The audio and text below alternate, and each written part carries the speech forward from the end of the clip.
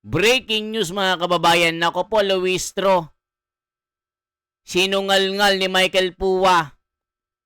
Yung bata niya na si Madriaga, abay kinain lang na parang mani. Hindi umubra yung mala John Lloyd na pag-iyak-iyak niya. Yung pang FAMAS na pang award na script ni Luistro at ni Madriaga, pati sila de Lima, hindi nila kinaya yung restback ni Sara Duterte. Michael Puwa, talagang inilabas ang talino. Dito mga kababayan, yari sila. Ang talino ni Michael Puwa hindi kinaya. Ang tawag doon, natulala na lang si Madriaga. Na akala niya tama ning pag-iyak-iyak para mapaniwala yung taong bayan. Pero dito, halatado, bistado, garantisado. Hindi umubra, mga kababayan ko. Ito na po, pakinggan nyo po ang banat ni Sara Duterte at ni Michael Puwa. Halaka mga kababayan, ito po, pakinggan po natin. Yari sila dito. Ito po, supalpal lahat ng mga maleta congressman dito kay Michael Puwa. The floor is now open for clarificatory questions to our last resource person for the day, Attorney Powa. Any member? The Honorable Tino. Maraming salamat, Madam Chair. So, if I may address my questions to Attorney Powa. Attorney Powa, magandang hapon po. Narito po kayo bilang dating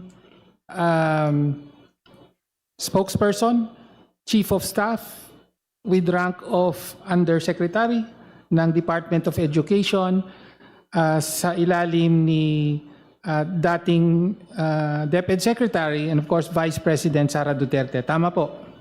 Madam Chair, Your Honor, tama po yun. Tama po ba yung mga titulong minanggit ko? Tama po. Tama. Okay. Chief of Staff, spokesperson, rank of undersecretary. Okay. And of course, sa nakaraang kongreso ay isa kayo sa mga resource persons sa mga hearing ng Committee on Good Government chaired by the Honorable Chua. At nabanggit na kanina na inadmit na at bahagi na ng proceedings yung mga records nito. No, including yung mga sworn testimony po ninyo. Hindi po ba? Tama Madam po. Chair, Your Honor, tama po. Tama po. Madam Chair, meron lang po akong ilang clips ng mga specific testimony niya nung panahong yon na gusto ko lang po magtanong ng ilang clarificatory questions kaugnay dito. Una po, let me point out na sa Sabalya complaint po, page 90 of the Sabalya complaint, ay nandoon po ang pagbanggit nito. In paragraph 269, high-ranking officials of the Department of Education testified before Congress that they received multiple envelopes containing cash amounts ranging from 12,000 to 50,000 pesos. These officials believed that these envelopes came directly from VP Sara, with one former DepEd spokesperson Michael Powa testifying that he received envelopes directly from VP Sara herself. So yan po ay nasa Sabalya complaint. Tapos nandyan po yung clip nung Dito mga kababayan, kasi parang pinapalabas nila na si Michael Puwa ay binabayaran ni VP Sara. Pero magugulat kayo sa mga sagot ni Michael Puwa na hindi inikala ni Tinyo na mabubulaga siya sa sagot ni Michael Puwa. Si de Lima nakanganga Ay, ganun pala yun. Si Luistro ay, ano na ang restback natin? Napatanga na lang mga kababayan si Madriaga. Ay, oo nga no. Tama pa si Michael Puwa. De Lima, paano yan? Sabi ni Parang nag-uusap sila sa kanilang iisip. Paano yan? Supalpal tayong dalawa. Si Tinyo, Ay, oo nga, no. Paano natin lulusutan ito? De Lima, Luistro, Terry Ridon, Trillanes. Ngang bagsak tayo dito.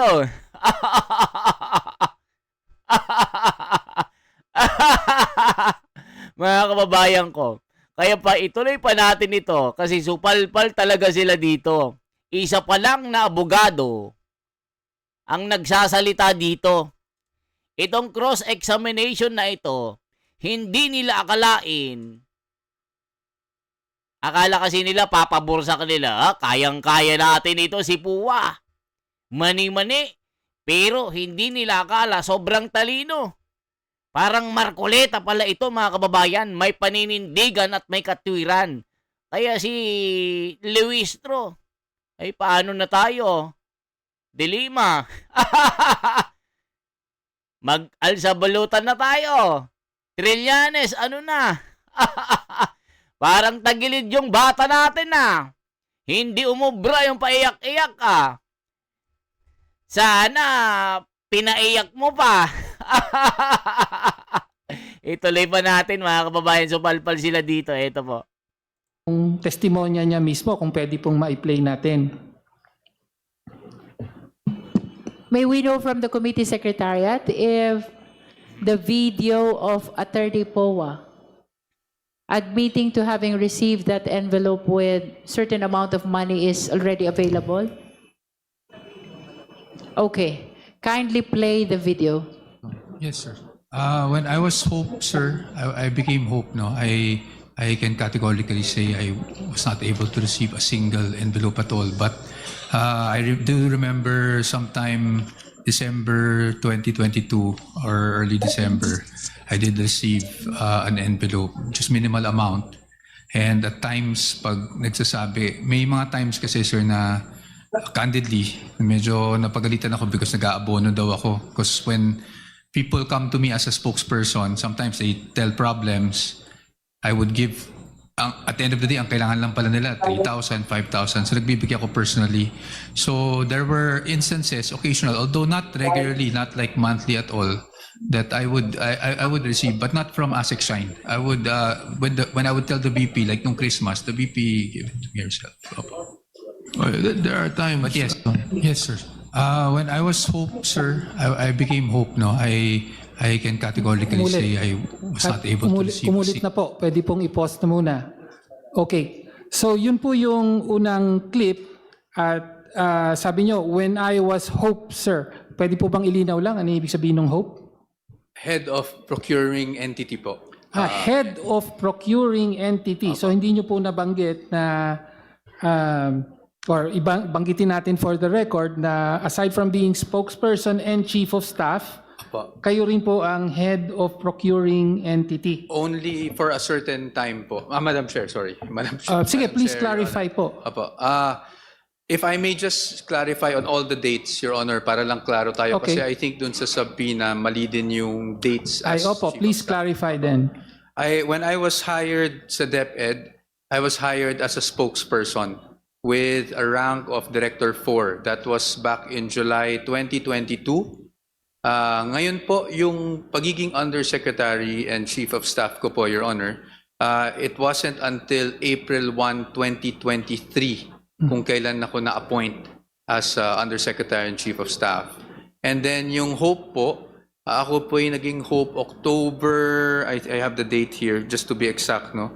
October 17, 2023. Yun po yung nag-retire si Yusek Mercado. Okay. Doon po ako naging Hope. Okay, thank you. So yung panahon na ito, December 22, 2022, hindi pa po kayo Hope. Hindi So pa po. kayo po ay spokesperson. Apo, spokesperson. Okay, thank you.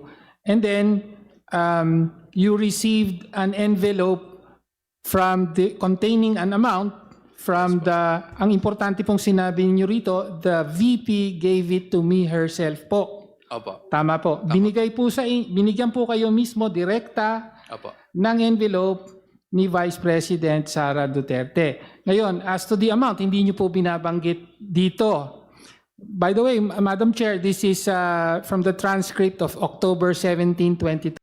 Dito mga kababayan, hindi nila sukat akalain na mache-checkmate nila or mache-checkmate sila ni Michael Puwa. Ang talino ng kanyang sagot, mga kababayan, na akala kasi nila madarag-darag nila itong si Michael Puwa sa simpleng cross-examination. Kasi dito, mga kababayan, dito sila nag-fishing expedition para makakuha ng mga puntos para ipang darag kay Sara Duterte. Pero, mga kababayan, itong si Michael Puwa, ang galing sumagot.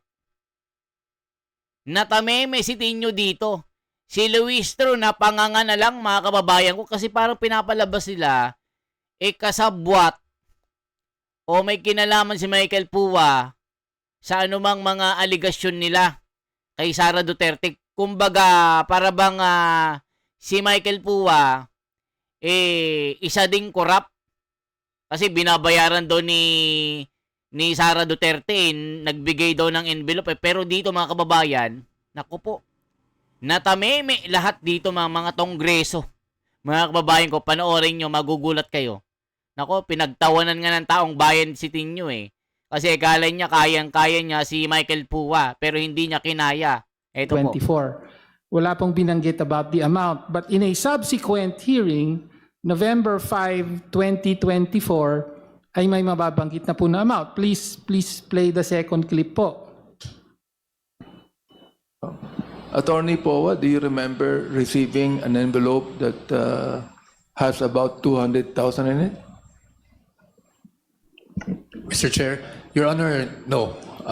The simple answer is no. The biggest, if I need to share, Yes, go probably when one time nakwento ko nga na nag-reimburse ako because of the media party, no, for just to host the media for Christmas, I was given around 20 to 25 at that time, which was, well, to be candid, lower pa than what I made abono, but who are we to diba? So, but never, not definitely not 200, not 100,000, not 50,000. Okay. Oh, Miss Catalan, Okay, thank you. So Okay, dito po, tayo. sinabi nyo na I was given, so just to clarify, yung pinag-uusapan yung insidente na binigyan kayo, Ayan na, mga kababayan, mag-iigit-igit na dito, mga utal-utal na. Nako po, kawawa sila kay Michael Puwa. Ilan yan? Si Benny Abante, na kasama sa binulgar ng 18 Marines sa maleta. Sila Tito Soto, sila Erwin Tulfo, na ilan din sa mga congressman na maraming nakulimbat dito. So, nasungal-ngal sila dito, mga kababayan ko. dalawa po kasing magkakaibang hearing to. This is the same incident. If I may just contextualize everything. Yes, please. Your Honor. Kasi there were several incidents na nire-reimburse ako, although hindi siya yung monthly, no? So, for example, Your Honor, that incident that we were pertaining to, the same incident close to December, because we had to host, alam nyo na, yung fellowship ng media, kinulang po yung budget ng DepEd, so naglabas ako ng sarili kong pera. So that's what happened. Now, in other incidents, similarly, that's why I had to really categorically say that these were reimbursements for personal expenses that I personally shelled out po. Okay. So binigyan po kayo ng binigyan kayo sa isang envelope ni Vice President Sara Duterte ng 20 to 25,000 pesos noong December 2022. Tama Opo. po? Hindi ko na po matandaan kung 20 to 25, but yes, it was the same. Well, po, it yun yung was the sinabi same. nyo rito. Yes po, ito po. Okay. Okay, so binigyan kayo nun.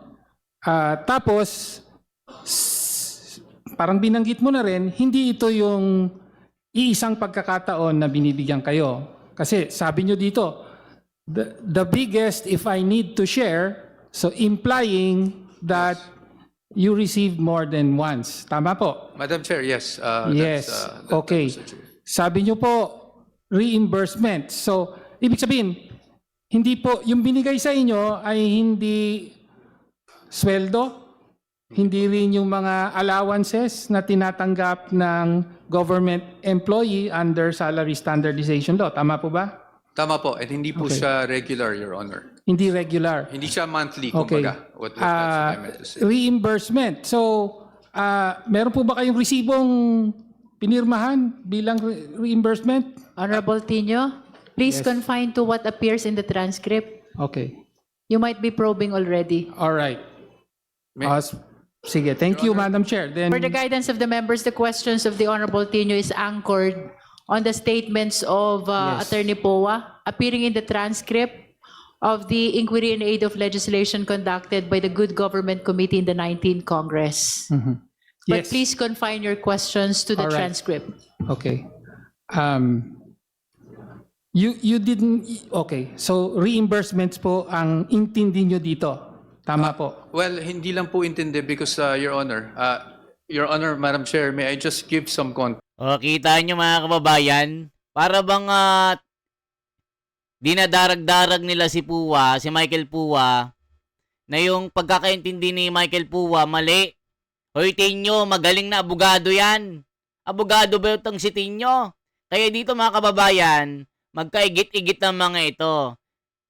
Ma-checkmate sila ni Michael Puwa. Ay, tignan nyo mga kababayan ko reimbursement yung sinasabi ni Michael Puwa. Ang intindi ni Tinyo, hindi. Ala ka, mga kababayan, tignan nyo mga kababayan. Tuloy natin. Legislation conducted by the Good Government Committee in the 19th Congress. But Yes. please confine your questions to the All right. transcript. Okay. You didn't, okay. So, reimbursements Ayan na. po ang Total intindi nyo na. dito. Tama po. Well, hindi lang po intindi because, Your Honor, Madam Chair, may I just give some context just for clarity for everyone? Yes, you may proceed. Yes. I'll give you an example po, a very concrete example. Pumunta po kami ng ating Vice Presidente noon when she was Secretary of Education sa isang burol. No? After po ng burol na yun, marami nagpapapicture sa kanya. May mga lumalapit po, may lumapit po na bata. Nagbebenta po ng mga damit. It was Shein na damit. I don't know if I'm correct, if I'm saying it correctly. But she said, tulungan natin. Gusto kong bilhin, no? So, siyempre, ang dami po nagpapapicture sa kanya. Ako po yung naglabas ng pera para po mabayaran yung binibentang damit. At pagkatapos po nun, a few days after, naalala niya, tinanong niya sa akin kung magkano nagastos ko. It was around 6,000 if I'm not mistaken.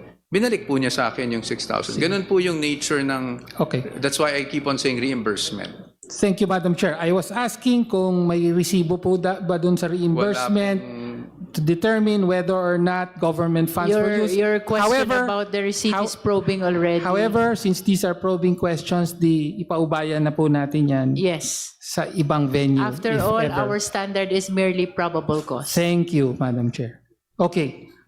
So yun po yung unang tanong. O, tingnan nyo pa yung mga sinisilip nila mga kababayan na 6,000, 10,000. Pero yung billion, trilyones na diniliber sa mga congressman, sa mga senador, trilyones po ang ninakaw mga kababayan. At ang hinahabol na 125 million in 11 days. Samantalang dito, sa napakalaking nakawan na history in the whole world, top rank na nga sa ang Pilipinas sa korupsyon eh. Tignan nyo, halos buong kongreso. Mga kurakot, mga kababayan ko. Pero yung 6,000 sinisilip nila na reimbursement lang naman pala ito. Halaka, yari. Nagkaigit-igit ang mga ito. Halatado ang script. Nagkaigit-igit na. Ngayon, kaugnay naman po sa confidential funds. Dahil po sa Annex U ng Sabaya complaint, ay yan po yung reply ng DepEd. Asan na yun? Yun na. Wala Okay, na. Annex U. Ito po yung dated 17 April 2024. Addressed to Honorable Nilda B. Plaras, Assistant Commissioner of the ICFAO of COA, at pirmado po ni Attorney Michael Wesley T. Poa as Undersecretary and Chief of Staff. Do you affirm, Madam Chair, na kayo ang nakapirma dito at sinabit talaga ito ninyo in behalf of DepEd bilang tugon sa ICFAO? Madam Chair, Your Honor, yes, I confirm that. Yes, okay. Tapos, dito po, ito ay sagot sa Audit Observation Memo ng COA, which is Annex Q of the Sabalia complaint. No, ito naman po yung Audit Observation Memorandum ng COA dated February 1, 2024, AOM number 2024-015. At dito po pinagpapaliwanag Copy ko Blanca, di lang cream. O ayan mga kababayan, hindi nila na corner si Puwa dito. Nako po, nagkaigit-igit ang mga ito. Tingnan nyo ha. No, nonsense ang tanong. Tingnan nyo, napaka-nonsense ang tanong. Doon kayo sa dagat mag-fishing, wag dyan. Napaka-nonsense sa mga tanong nyo. 6K versus billions. O kita nyo mga kababayan, 6,000 ang iniimbestigahan. Samantalang sa trilyones, walang kibo na mga animal. Parang eng-eng kung magtanong si Tinyo. Parang tanga-tanga lang. Naku po, sabi ni Eden Crises Tokia. Naku, follow the script. Nabuhay na naman ang yes or no style nila. Naku po, fishing na fishing 6,000 iniimbestigahan, pero yung trilyones na minaleta, walang kibo, halaka magkano, sabi ni Ryan. Nagkautal-utal na si Tinyo. Akala niya lagay, reimbursement pala. Bobo, halaka, sabi ni Bonak. Ayan mga kababayan ko. Nakita nyo po. Okay na humusga dito. From billions to 6,000 pesos. 6,000 mga kababayan ko. Akala nila lagay, reimbursement pala. Mga tanga, bobo. Ob, sabi ni Santa Maria, Bulacan. Tinyo, parang tanga-tanga lang magtanong, nonsense. Habulin mo yung trilyones sa flood control at maleta na kinulimbat ng mga kurap. 6,000 imbestigahan mo. Nonsense, sabi ng ng mga komento. Ayan. Kaya checkmate si Tinyo, sila De Lima, Trillanes dito at Luistro. Nga ang mga tanong. Galing-galingan nyo ang script. Paiyakin nyo pa si Madriaga. Checkmate. Kumbaga sa larong chess, checkmate. Nagkautal-utal na si Tinyo. For transparency, for a better democracy, mga kababayan. Ito po si The Wonders Philippines. Kayo nang humusga. Sino ang nag-fishing expedition? Ang gagaling nyo. Diba? Sabi ng mga tao, ang gagaling nyo. Pag si Sara ang pinag-uusapan. Pero sa trilyones na pinagnanakaw sa Kongreso ng mga politikong ito, tahimik kayo. Tignan sila, dyan, Abante. Ilang maleta ang natanggap ng mga yan. Sila Luistro, nasa listahan ng mga 18 Marines. Kayo na humusga. Isang like, isang share po, at isang subscribe. Salamat po mga kababayan.